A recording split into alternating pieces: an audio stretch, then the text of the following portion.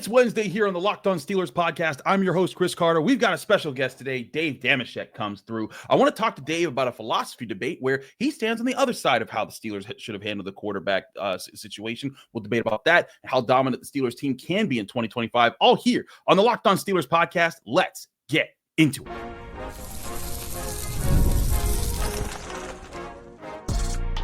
You are Locked On Steelers, your daily Pittsburgh Steelers podcast, part of the Locked On Podcast Network, your team every day. Hello and welcome to the Locked On Steelers podcast. I'm your host, Chris Carter, bringing you your daily dose of all things on the Pittsburgh Steelers. As always, you can find the show in your favorite podcasting apps and on YouTube. Like this video if you enjoyed. Subscribe to this YouTube channel to get all of your daily Monday through Friday episodes, as well as our bonus content. We thank you for making us your first listen every day because we're your team every day. And today's episode is brought to you by FanDuel Sportsbook. Right now, new customers can get $200 in bonus bets when you get your first bet, or you hit on your first bet of $5 or more. Join FanDuel today. As I said before, we're joined by the man himself, Dave Dameshek. You can see him on the Dan Le Batard show. He does the Shek show as well. You've seen him over the years doing many things. A media legend. Dave, welcome back to Locked On Steelers.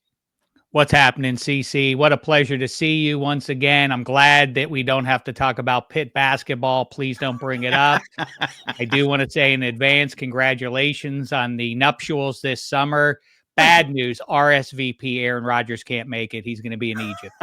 He's going to be in Egypt. Okay, I appreciate all of those here. Let's dive into this topic because I always pay attention to the things that you say, man, because you've been on the NFL scene for a long time. You're also a Pittsburgher, so you have the Pittsburgh ties, and I always respect your Pittsburgh opinions. But on the decision of quarterback, you and I fall on a different sides of the aisle with how the Steelers have handled it and talking about it. So, of course, the Steelers, I thought going into this process, based off of what I was hearing from inside the building, what I've heard from around it, and also just how I evaluated the class, I was like, I think the Steelers should lay low, not go after quarterback early, and get their guys they value in the early rounds. And then on day 3, get your backup quarterback, Will Howard. I thought Will Howard go in the 4th. They got him in the 6th, good value.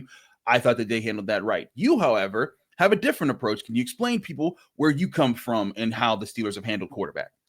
Well, first of all, the critical and cardinal mistake that they've made has already come and gone, so I don't want to belabor it. Nevertheless, I do have to say that it is clear, and I think everybody's on board now with why Andy Weidel was brought on board back from the wrong side of Pennsylvania over to the hometown of Pittsburgh, PA, to replicate what he did in Philly, which is eyeball the line of scrimmage and replenish it and load up again and again, both sides. And that's why the Eagles have been playoff relevant for the last decade, even with like Carson Wentz or whoever else they threw under center there. The reason that they were competitive year after year, and even with Nick Sirianni, keep in mind, this is a team that's been to 2 Super Bowls in 3 years. Does anybody think Nick Sirianni is a wizard? Does anybody think he's Bill Walsh? It's because they are so solid, specifically at the line of scrimmage and top to bottom from over the 1 through 53. Right. I think if you look at so anyway, my point is what they did, if you're trying to replicate that model, is you needed to keep Justin Fields because at minimum, he was your bridge quarterback. Obviously, like we argued about, I think middle of last football season, Chris Carter, you and I sat on this very show and talked about it. And you said, no, you got to go with Russ because of his ability to just basically to just in a rudimentary way run the offense, which Justin Fields has not exhibited he's capable of doing. I thought that the long-term play or intermediate play was to roll with Justin Fields. I said, okay, if you pull that off, if you go to Russ now at 4-2, it's going to cost you Justin Fields. And for what? You've got to make some hay in the playoffs for it to be worthwhile. And I see no evidence that just because Russell Wilson is in the short term running the offense a little bit better, a little more effectively, that is an illusion that will evaporate come January. I was a little late in my prediction because it started in December when they started seeing some good teams. It's wild to me, by the way, that as late as mid-December of 2024, that Mike Tomlin and that coaching staff apparently thought we can win playoff games with Russell Wilson, despite the evidence in front of them. So it was a mistake to go down that route to lean into washed up 36-year-old Russell Wilson instead of leaning into at least the potential of Justin Fields, which would have landed you with a quarterback on the roster right now. I feel fairly safe in saying that Justin Fields would still be the Steelers quarterback right now if you would have kept him in there or gone back to him at some point during the season. So that was a mistake to let him out of the building. Mm-hmm. Now a lot of people have decided that after they don't keep Russ or Justin Fields, despite R2 declaring that's exactly what they had to do, now there is a master plan that has been forged, apparently, that they've loaded up on compensatory picks. The class is better for 2026. Now we'll just build the foundation all the way through, and then we'll drop that quarterback in 2026. And of course, that's built on sand too. Why are we doing that? Oh, because the class is better. The class is better. We don't even know who's in the class of 2026 yet. So kicking it down the road is just kicking it down the road as far as I can tell. In the QB league, we can laugh at the Browns all we want for taking two quarterbacks when they already had Kenneth Pickett and Joe Flacco and Deshaun Watson, if he is still alive. I'm not sure if he is, but they now have all those quarterbacks in there. And their philosophy, sloppy as it is let's flood the zone because we have to solve at quarterback in the quarterback league or nowhere. What's the Steelers' philosophy? Nothing. To go to TJ Maxx and see if they can find a deal on another guy. That's not a winning approach in the NFL. So I hear you there. And I agree with you on that Russell Wilson did not work out. At the time, I was saying, hey, I think Russ is going to increase the offense. And he did. They jumped up scoring like 28 points a game for over a month. And at one point they were 8-3 or whatever it was. It looked like, hey, this team's got it. But then when they hit the cold months, it clearly did not work. I think everything really fell apart after that Ravens game when he fumbled and threw a pick six. And then at that point, it didn't work out. And whether or not that was the reason Justin Fields left or if it was the $10 million more he's getting from the Jets, that's neither here nor there. But they should have. Well, by the way, whatever the case in 24, the result should have been like, well, the Jets are offering me $10 million more. Like, okay, we'll match that. You can't lose Justin Fields in this spot. Now, where are we? Look where we are. QB. Right. And again, Justin Fields, I think you and I agree, is more of a bridge quarterback. Like, no, we're not saying that he is the end all be all, the next Ben Roethlisberger, but just he gave you that floor. Now, the Steelers are saying, hey, Mason Rudolph's the floor. They'll deal with Aaron Rodgers for a year. But this is where I stand on this, and we're gonna flow this into the next segment because this is a great topic. I'm not saying, like, I am a person that I've been saying for months that, hey, I think they're going to, and I think they should not try to jump into this quarterback class in the early parts. Because I the way I evaluated when, I look at college players, I look at a lot of college tape, I talk to scouts, I talk to people. And when I get my whole big board, I assemble it together and I'm just looking at this class and I'm like, there's only one quarterback that I feel is a first round good shot at being a franchise guy. All these other guys, I think are career backups. And I think that, and that's when I looked at that, I said, that's when I was like, they should wait because I think next year, again, the shot of next year, having more actual potential starting franchise quarterbacks in it, I would rather take a stab at that and get a really good player this year in the first round than try to take a swing at a player that I am very confident is not a starting quarterback. And if I'm doing that, like, for example, if you're the Steelers back in 2011, when we're sitting there at the 31st overall pick, let's say at that time that Ben Roethlisberger was not on the team. Let's take him off the team there. Do you knowingly draft Cam Hayward? Let's say we have the foresight to say that guy's going to be an all-pro, the superstar that Cam Hayward's been, that's going to be in the Hall of Honor, maybe even the Hall of Fame someday. He's definitely going to the Hall of Fame. We can stop with the the discourse as though it's in question. Cam Hayward's getting a gold jacket. Do you draft Cam Hayward when quarterbacks like Andy Dalton, Colin Kaepernick, and Ryan Mallett are on the board? Now, I'll say Andy Dalton, Colin Kaepernick, definitely in the tier above Ryan Mallett. But like knowing that Andy Dalton, that neither of these guys, now Colin Kaepernick, whole other ball game as far as why his career didn't work out, obviously. But like an Andy Dalton level of quarterback, is that and I don't think Jaxson Dart or Shedeur Sanders are even Andy Dalton good. I think that he's more like Ryan Mallett. Do you take that swing at quarterback when you're fairly confident that, hey, I think this guy is the next superstar defensive tackle, and I think that quarterback is a career backup at best? Well, first of all, I mean, the hypothetical you throw out is really hard to address because they did have Roethlisberger. And when you don't have Roethlisberger, now there's a tax that is over your head, which is, let's jump to, a decade later, let's jump to the Kenny Pickett pick. Okay, so you take Pickett. It doesn't work out. There is now a tax on you to solve at the QB position. It's the only position that matters. People get very egalitarian about building the overall roster. And for what it's worth, 14 teams were in the playoffs in the tournament a few months ago. 12 of those teams, maybe not the Detroit Lions, who have the structure that you're talking about, like, you can plug the quarterback in. He might be a positive difference maker, but he's somewhere in between driver and passenger in the 18-wheeler that is the Detroit Lions. And it's very similar to the Philadelphia Eagles model. And that's the one the Steelers are trying to apply. And I completely get it. But so Jared Goff and the Lions, the world champion Philadelphia Eagles, and the Pittsburgh Steelers were the only three teams in that tournament that didn't have the guy. Now, by the way, Jared Goff is high pedigree at minimum. He's first overall draft pick and all of that. The only other team you might say, like, are we in love with our quarterback? Do we regard him as one of the 5 best in the league?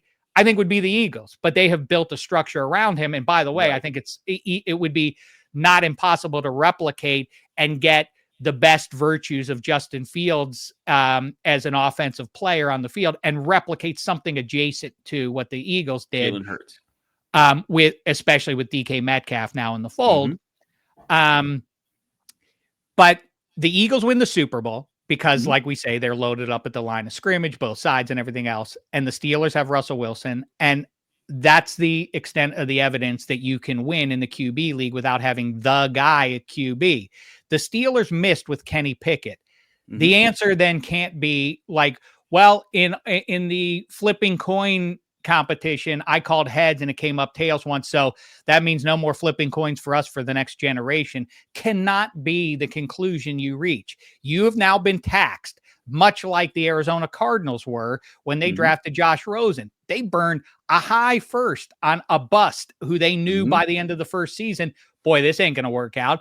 Did they curl up in the fetal position and say, let's just get a bunch of other positions loaded and then we'll be in good shape there? No, they took a quarterback first overall the next year. It's not the end of the world if you miss on a first round pick. You just have to pay the tax and keep taking those swings, because if you don't solve, you ain't ever going to get to no Super Bowl and win it playing the way the Steelers are, which is pretending that quarterback is just another position out there. And we'll get to it when we get to it, because no other team in the league is playing that game, including even the Cleveland Browns. Only the Steelers seem to be.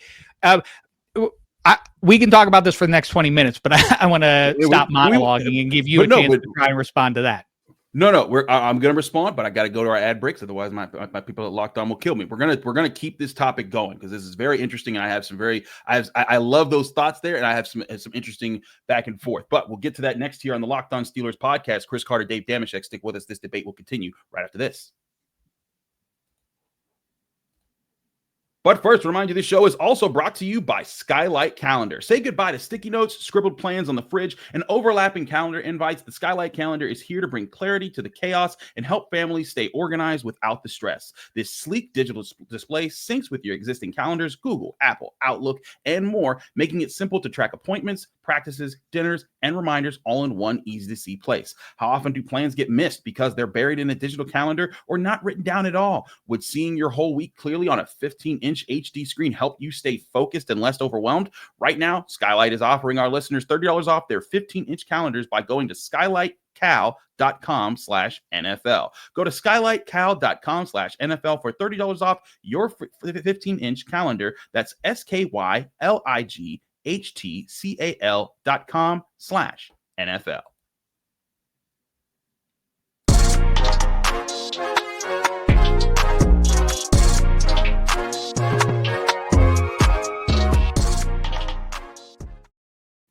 We're back here on the Locked On Steelers podcast. And another thing. I'm sorry. Oh, I'm sorry. Go ahead. You're fine. It's Dave Dameshek. I'm always happy to have Dave on the show. All right, Dave, I want to respond to the last two analogies that you brought up together. One, the coin flipping analogy of, if you miss on your first coin flip, do you just not flip a coin again? And then also the Kyler Murray situation with the Cardinals, because I hear you on the coin flipping analogy, but the reason why I think that there's a little difference here is that, do you go to the coin flipping show a second time to bet money that you need to be invested in your house when you know the prize ain't going to be ain't going to help you fix your house? And that's where I think that this year I would hear you. Like if for example, if it was the Cardinals when they drafted Kyler Murray, the year after they drafted Josh Rosen. Josh Rosen was a terrible draft pick. Granted, Josh Rosen is along the lines of what I thought was a lot of this draft class. Like there's just like I remember looking at that draft class and thinking like, someone's going to take him in the first round and it's not going to be worth it. Lo and behold, they did that. They regretted it. And the next year they course corrected. They went and got Kyler Murray. But I think that's because Kyler Murray is a franchise quarterback and he was readily available with the first overall pick. You're right. So you could go get that guy. I think that's different than trying to force a Shedeur Sanders, Jaxson Dart on the Steelers when at least by our evaluations, and again, our evaluations don't mean jack because we could be completely wrong. One of these guys could be a superstar. That's the key detail. Detail it is a subjective thought. It is not. It's not etched in stone that Jaxson Dart isn't going to be good in the NFL. But it's just the assumption from the same people who told us that Mitchell Trubisky was a better QB option than Patrick Mahomes. We must keep this in mind. It's not to attack anybody or impugn anybody. Yeah. It is an inexact science that we're involved in here. But if you're the front office and you're operating with the research that you compile, do you say, to hell with this research that we've put together? We don't. It doesn't matter if we think that these guys aren't starting quarterbacks. We just need to take them over these guys that we think could be generational players at these other key positions that could make us a much better team right now, and we can take a better swing at quarterback when we think there's a better shot and a better prize to be had, like say a Kyler Murray in the 2026 NFL draft.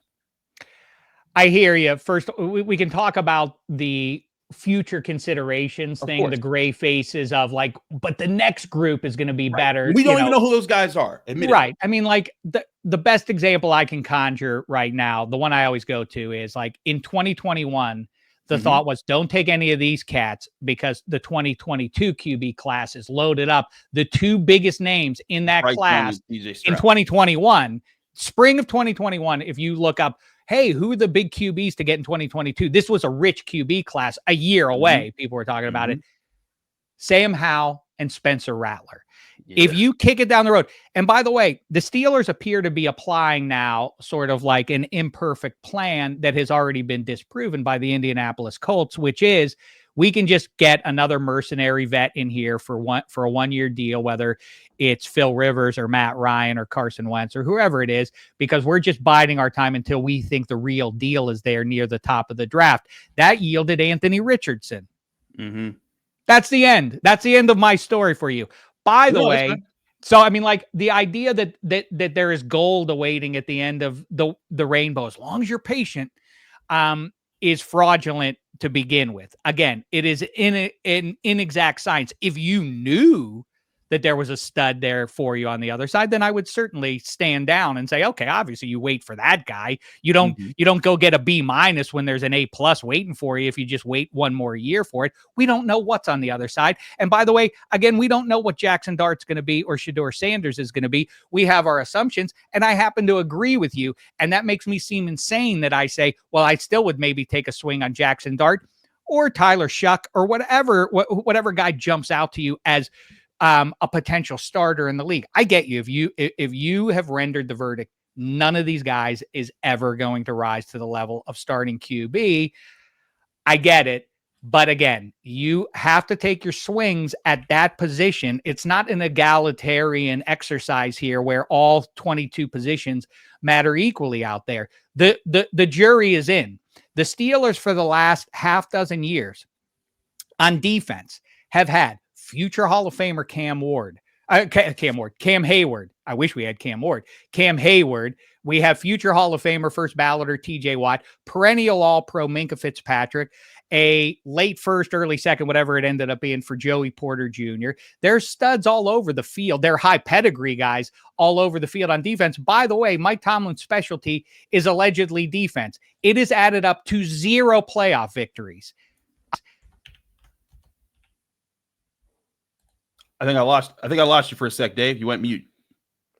On the other side of things, there are the former punchline Washington Commanders who drafted a quarterback and were in the NFC title game a few months later. I understand that Jaden Daniels wasn't available in this draft, but the point is Jaden Daniels is a high pick. But by the way, he also kind of serves my point, which is the world over knew Caleb Williams was the right answer. A year later, would that still be the case? Would he be even the second? Would he still be the second? Would Drake May go ahead of him? It's inexact is the point. And to answer your question from 20 minutes ago, as I blather on and on and on and on and on, is would I want Andy Dalton? Would I take that if Derrick Harmon, let's say he meets what your highest expectation is? He's an All-Pro for half of his career, and he is a difference maker on that defense. Or Andy Dalton. Here's something crazy, and I guarantee you the majority of your listeners will balk at Dave after this. I'll take Andy Dalton. Andy Dalton over Cam Hayward. Andy Dalton in the context of what was a loaded Cincinnati Bengals roster was an MVP adjacent candidate until he got hurt in 2015. If you drop a guy behind a good offensive line. And that is the X factor to me, no matter who the quarterback is in 2025 for what this team can do. I'm not talking about what the future holds with whatever quarterback they get. I'm just talking about this upcoming season and how they can win games. If Broderick Jones gets anywhere close to his pedigree and what we expect from him, it's going to be hard for the Steelers to not win 8 games, whether it's Mason Rudolph or Aaron Rodgers or Will Howard or Dave Dameshek. I might maybe lose one. I don't know. I got moxie, though. But anyhow, I don't want to get sidetracked with that. Although that would be a good conversation. But we'll get to that. I want to address a few things. So one, I agree with you that, like, again, we don't know for sure who these guys are. Like, when I'm giving my projections, they are all projections, just like the NFL is doing. And you're right. It is not an exact science of getting it right. If it was, no one would ever be a bust ever. All the best picks would always be in the first round. There'd never be any Tom Brady's or Antonio Browns in the 6th round. That happens. Or Russell Wilson's or Dak Prescott's. The list goes on and on about viable starting options that are not in the top 10 picks of the NFL draft, even though we've convinced ourselves that's the only way to do it. But that does not mean that you should then take picks you should take early picks on players that you grade as bad, because then you can't talk yourself into you can't turn, because I always say just because you spread some Nutella on a piece of Wonder Bread doesn't turn it into dessert. That's it. You're exactly right about that. And I agree with you, but there's also the tax that I'm talking about is you got to solve it. And you do got to solve it. And again, if the tax was this year, like for me, next year, if LaNorris Sellers is there when the Steelers are in the first round, I think they should trade 3 picks to go get that kid. Because if he was in this year's draft class, you would have seen a whole different Chris Carter, whether it was him or Garrett Nussmeier, like one of those guys that I think are really good first round quarterbacks that could be in next year's class. Then you would have seen me. I don't care about the tax. Go get that guy. But they weren't. And that's where I was. Like, and what's so funny is a lot of people say, well, you really liked Kenny Pickett. I said, I thought Kenny Pickett could work after they picked him. But if y'all remember, I was not on the Kenny Pickett bandwagon before the draft pick, because I thought, one, he was going to go before the Steelers pick. But also, I did multiple episodes, and I'm bringing up the thumbnails of these episodes. Here's one from my entire logo was different. I had Wes Euler. I was in a 1970s Pittsburgh paneling behind me in the background there. And here's me saying Steelers out on quarterback race. Another episode with our guy Tony Serino saying Steelers should be out on the quarterback race. And I had Malik, and I was including Malik Willis and Kenny Pickett and whoever the Ole Miss guy was back then. I don't even remember that was. But I was saying, listen, at Corral.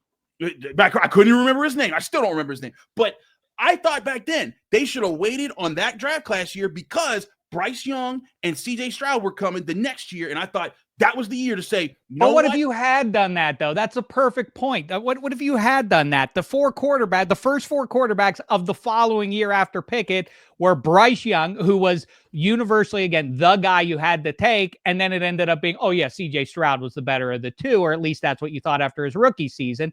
And then after that, Anthony Richardson goes fourth, and then Will Levis is the next quarterback off the board. So if you would have waited, if you don't take Kenny Pickett there, all you would have done is delayed things for the Steelers. You would have taken Will Levis, presumably, and then where would the Steelers be? If you don't take Kenny Pickett, who you probably take is Trent McDuffie, pretty good cornerback there. You take Tyler Smith, pretty good tackle there. Two guys that went within 5 picks after Kenny Pickett. Those are pillar players for, Smith is not on a good team right now. The Cowboys haven't worked it out. But without Trent McDuffie, the Chiefs probably don't win a couple of these Super Bowls because he's been pretty good and important to that defense. That's one thing. And then the next year, then you say, you know what? We've invested in offensive tackle. It's time to trade up and go get the guy. Let's trade up and go get CJ Stroud. Because personally, I wasn't high on Anthony Richardson in his draft class. Just me. And I don't know if the Steelers were as well. I can never tell you what exactly they always think all the time. I have a good sense of where they value things when I'm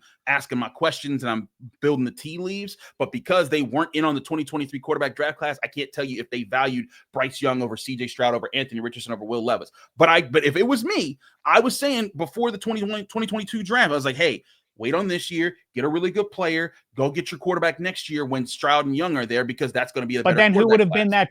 So what would that have turned into, though? It would have been your process, your hypothetical process is sound, but what would it have yielded in reality? Who would be the Steelers quarterback at this point if they had waited to 2023?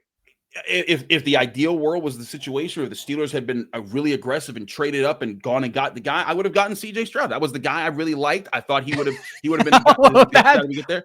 But that's what I'm saying. Like, I hear you that right. If you land on the right thing, then it's worth it. The reason it's fraught is we have no ability to divine if you will get it right by kicking it down the road by a year. But it's better to take that shot on the players that you project to be better than the players you project to not be better. For example, again, I said at the time, I think they should pass on this. When they got Kenny Pickett, I said, all right, we're here to see Kenny Pickett. I covered Kenny Pickett in college. I see the potential for him. Maybe he can work out. And we saw it didn't. And so my thing was this time around, I don't think this is the class to do it. So don't fall into that pit again. Wait, get the better player. Fall into that pit. I hear you. Smith, get your McDuffie, and then next year get aggressive. If Sellers is the second overall pick, trade up to get the second overall pick. I don't think first is always really tough to get into, but I think there's a chance that there's 3-4 guys that could be legit first round. And again, if you swing and miss that year, you swing and miss that year. But I think that it's better to swing on the class that you project to be much better and evaluate to be much better than to swing on a class where you think it's going to be bad and miss out on a generational player at another. I hear you. Here's what you have to here's the stipulation, though. Sure. What we're talking about is not certitude in 2026. What you're describing is standing at the craps table. If you're familiar with throwing the bones. I make some money on the craps table. So just if you play it right, those are the best odds you're going to get in the casino. If you play it just right, which of course Dameshek does. But Dameshek also likes a little bit of fun in his craps too. I'll yell 11 it. So what? So that's an you know what? Hard 10 is a great bet. It's not likely to come up, but you throw a little something on it. The payoff is great. I'm all for rolling the dice, babies. Yeah. By the way, as far as that goes,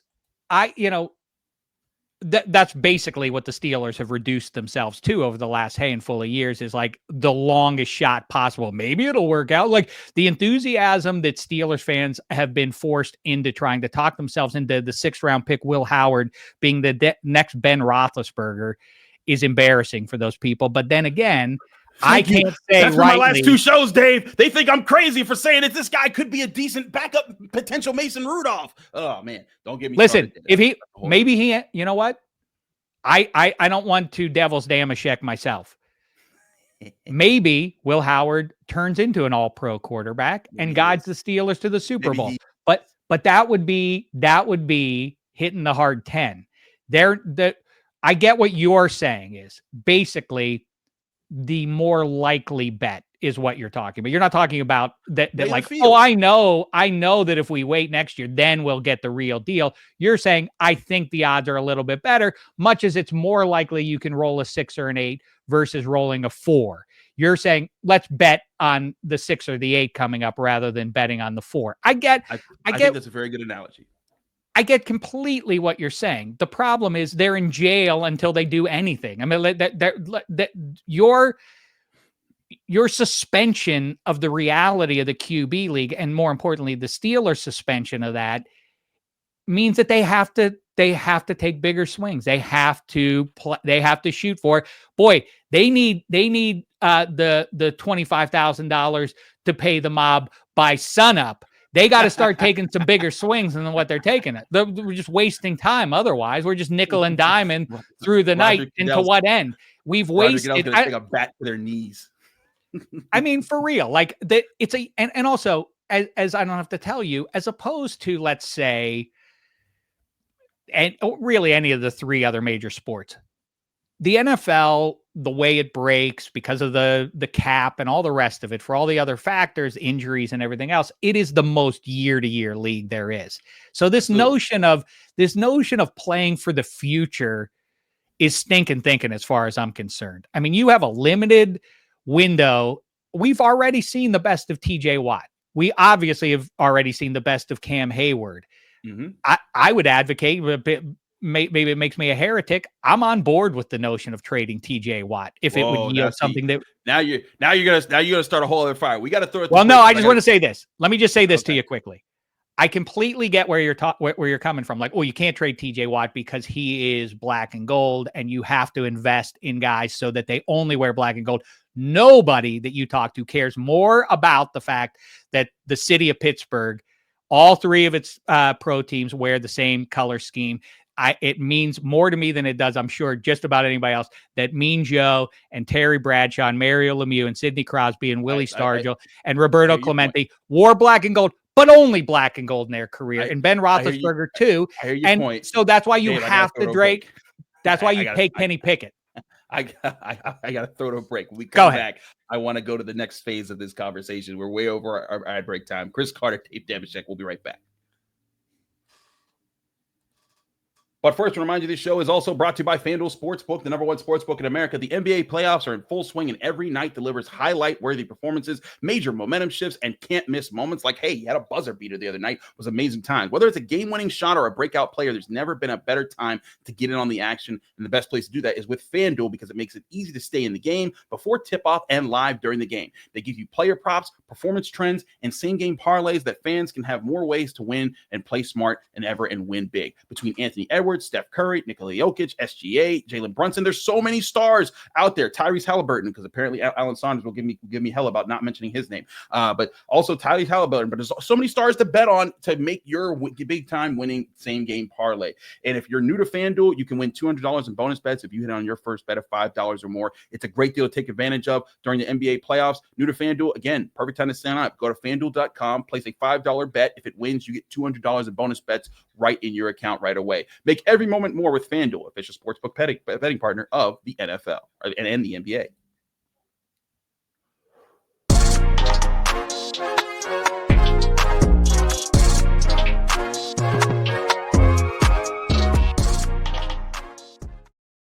I mean, he's like, Derrick Harmon's better than Andy Dalton. I'm like, they're not even like them. Yeah, he's silly, but he's Dave Dameshek. I'm Chris Carter. We're back here on the Locked On Steelers podcast. So, Dave, I think that people have gotten the gist of where we are in the different debates. Like for example, just talking about that. Like I wouldn't have taken, but hey, you're here or there. And again, I'm sorry to interrupt you, but to complete the thought is, I am also lucid enough, as are you, and that's why I respect you, is that you will change. You're fluid enough that just because you thought something was true, that if the evidence provides, if I'm wrong, I'm wrong, indicates that that's you must admit that you were wrong, then you will say you were wrong. I said where it finally was like, okay, this is not just he's not working through stuff. This is who he is.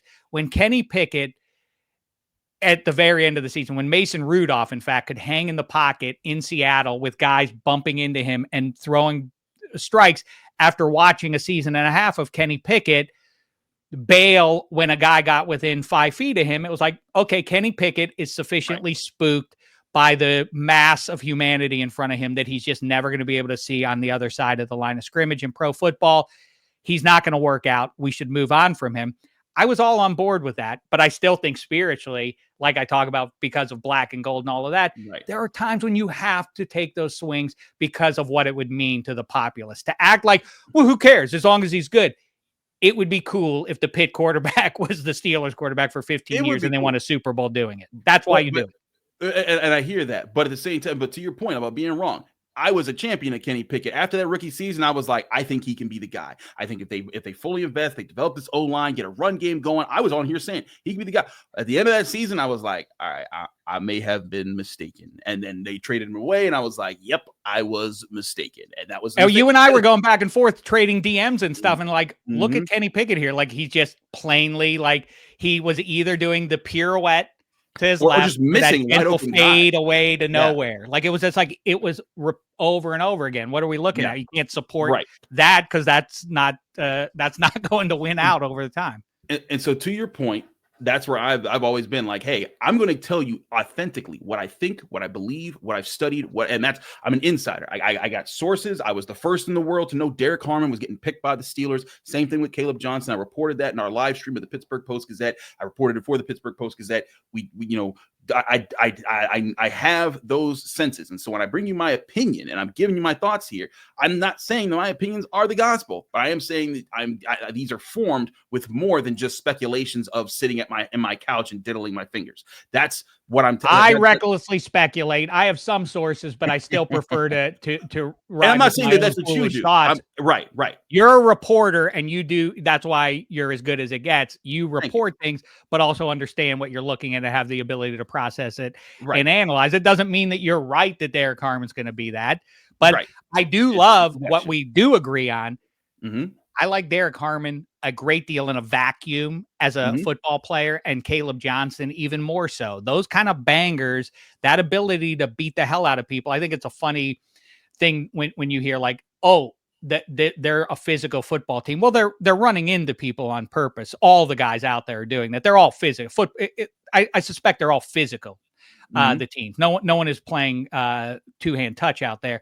I hear the point of what the Steelers are trying to do. They want to be able to dominate you physically. That is Steeler football, by the way. Right, and that's the topic that I want to get you. Do you think that with what they've done the last 3 years with Andy Weidel and Omar Khan running their drafts, that they don't have to be the most physical team, but that they can be a more physical team than they have been in recent history, considering the investments they've made? Because to me, it means the offensive line is developing. Broderick Jones, Troy Fautanu, Zach Frazier, Mason McCormick, all those guys are better this year. But also Derrick Harmon, he doesn't have to be Cam Hayward right away. He just has to be a contributor, the way Cam Hayward was in his young years, the way Stephon Tuitt was in his young years before he became a double-digit sack guy in the middle part of the field. Do you think that they've made the additions to be that kind of a team, regardless of who is quarterback in this season? Yeah, and by the way, one more guy who's been a little star-crossed is Leal, who I think if he could catch a break in terms of health could be a different maker as well on that front, which is why I kind of thought like you have maybe the luxury that people don't think, at least for a year, that you have to get Derrick Harmon or otherwise, because Leal will be there, but he's hard to depend on given his track record in terms of health.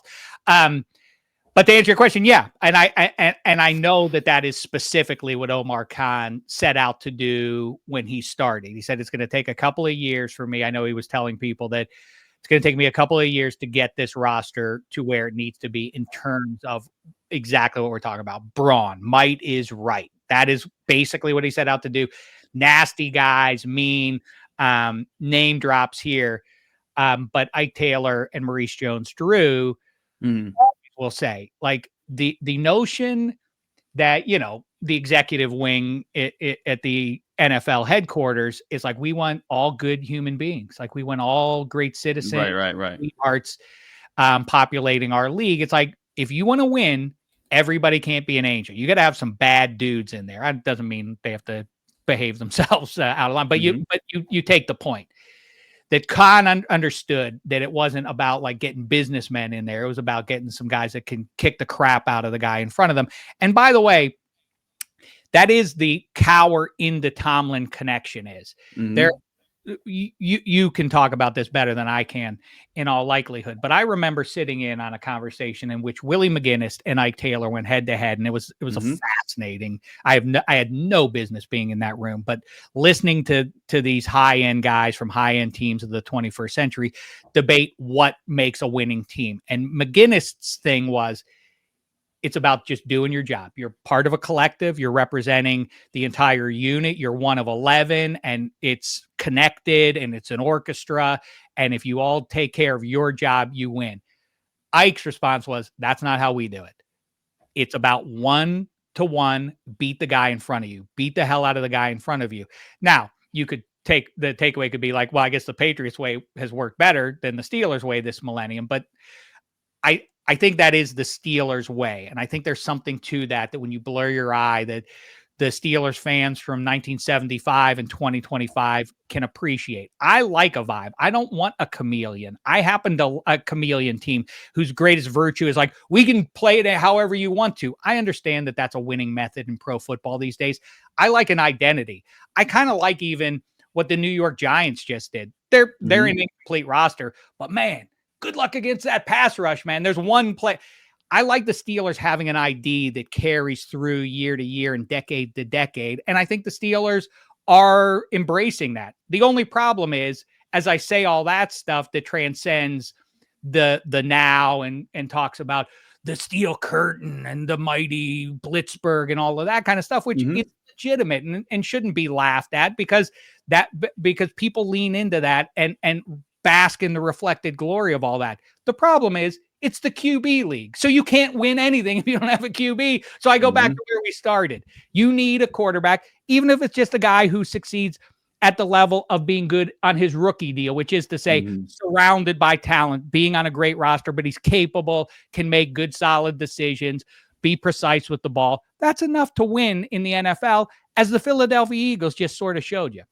And I agree with that, but I think to do that, you have to have that right good quarterback, not in the elite tier, to also have to be sure to build up those things around them. And I think that's what the Steelers are still doing right now by getting guys like a Fautanu, like a Broderick Jones, like a Derrick Harmon, and even guys like Zach Frazier in the second round. I think they're trying to assemble the Avengers to be like the Eagles. And I think that they're close. I think they're close to getting and I said the biggest thing about this year to me, it's not about Mason Rudolph or if Will Howard turns into Jesus. It's about, does this offensive line that they have sunk so much draft capital into, does it turn into a force? And if they can do that, this year I think will be a success, so long as they're an above average unit projecting to be an elite unit within a couple years. If they have that and the D line is playing at a high level, I think that then all of a sudden you're sitting there as the Steelers and you're thinking, by George, we've got it. We just need a quarterback that can get us there. And so by George, what year did we go to? I like by George, but man, there is, if Broderick Jones, if you can catch a break in terms of good health on the offensive line, and Broderick Jones gets close to what you would hope Broderick Jones would be given where he was taken and all of that, Mason Rudolph will win 10 games. It is getting fairly close to QB proof what that team is for 2025, especially if Pickens is on the roster. They are loaded up, and people want to argue, Dave, you think the Steelers roster is close to what the Eagles got? Yeah, I do. That's right. I do think they have a lot of talent there. There is a lack of will to lean into what they have built now. I sincerely think that you have now gotten 80 to 90% of the way home on rebuilding what the Eagles have built over on the other side of the state. But you gotta have the will to really lean in and do it. If you want to run what the Eagles are doing, you needed to keep Justin Fields. He's out of the building now. And so that leaves them kind of, in my opinion, in no man's land, which is to say they ain't going to the Super Bowl. I don't think Justin Fields was getting to them to the Super Bowl either, so I can step back. But what the master plan is to get the guy who's going to get him to the Super Bowl, I consider a little murkier, and I think it a lot more about kicking it down the road and providing comfort in the short term. than it is about a master plan that yields better results for the next 5 years down the line. I hear you on that. I think it's going to be interesting to see which way works for the Steelers. But I think both of us can agree they're assembling that group to be a more physical unit. They've got to be that team this year, regardless of what they do it. They do it whether Aaron Rodgers shows up or not. If they do that, they're in a much better position where if they get that guy next year at quarterback, they could be a lot more ready to go than I think a lot of people just have the conviction to be what you have now built yourself to be, which is an ass-kicking team. Do it. There you go. He's Dave Dameshek. Dave, thanks so much for joining me here on the Locked On Steelers podcast. I'm Chris Carter. Dave, let people know they can find you, follow you, get more of your work. Sheck Show on YouTube, Lebitard Show all over social media. I'm putting out my dumb little clips 2 minutes at a time. Check them out, would you? He's absolutely great. Dave, we will have you back on very soon because we love having you here. I'm Chris Carter. You can follow me on Twitter, Instagram, TikTok, Blue Sky, all the same handles, same place, at Carter Critiques. You can read my work in the Pittsburgh Post-Gazette, post-gazette.com. In fact, I've got an interview coming out today on DJ Thomas Jones, the tight end from South Alabama the Steelers drafted. We had him on the North Shore Drive podcast. Tune into that for that interview and read the Pittsburgh Post-Gazette for my interview with him there and all the work that I have there. But as always, check me out here on the Locked On Steelers podcast every day, Monday through Friday, breaking down the Steelers. We'll see you tomorrow here on the Locked On Steelers podcast.